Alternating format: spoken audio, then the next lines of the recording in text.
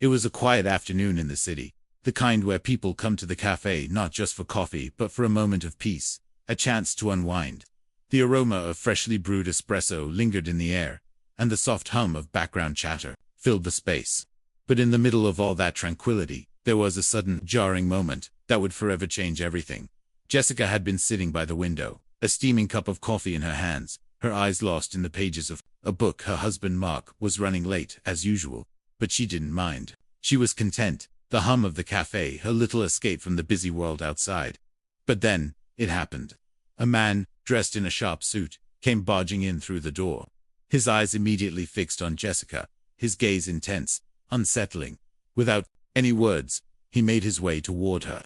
His movements were fast, almost predatory. "Hey," he said with a grin that didn't reach his eyes. Jessica looked up, startled, trying to gather her thoughts. But before she could speak, the man grabbed her arm, pulling her roughly from her chair. "Let go of me," Jessica shouted, the panic rising in her chest as she struggled to free herself. But the man only gripped tighter, dragging her out of the cafe like she was nothing more than an object. People looked on in shock, some frozen in place, others unsure of what to do. It was then that Mark entered. His eyes scanned the room quickly, looking for his wife. When he spotted her, his heart dropped. There she was, being dragged out of the cafe, her face filled with terror. His protective instincts kicked in immediately. Without a second thought, he rushed toward them. "Touch my wife again," Mark's voice boomed, his tone low and filled with quiet fury. The cafe grew silent, every eye on him. "And you'll regret it." The man turned, a smirk playing on his lips, as if he didn't take the warning seriously. "And who's going to stop me?" he taunted. But Mark didn't flinch.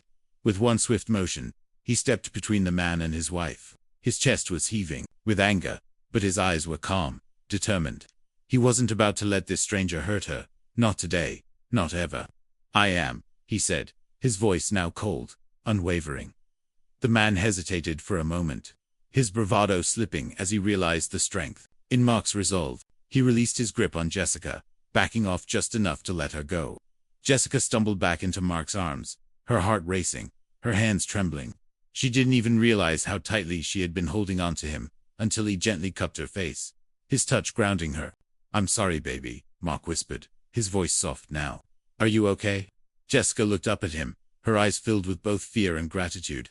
"I am now," she said, her voice cracking as she leaned into him. "Thank you." Mark's eyes softened, but there was still a fire burning in them.